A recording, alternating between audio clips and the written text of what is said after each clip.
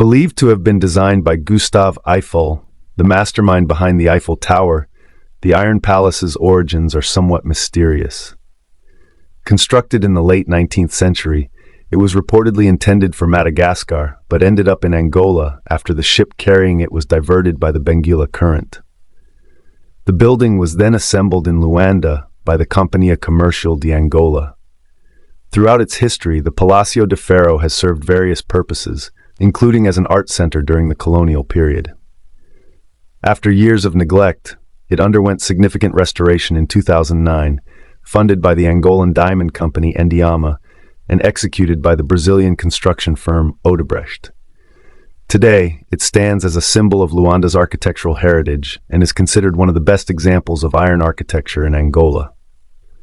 The restored Palácio de Ferro is intended to be used as a museum, cultural center, or diamond exhibition space. It hosts temporary exhibitions, art shows, and cultural events, but still awaits a fully defined, permanent role.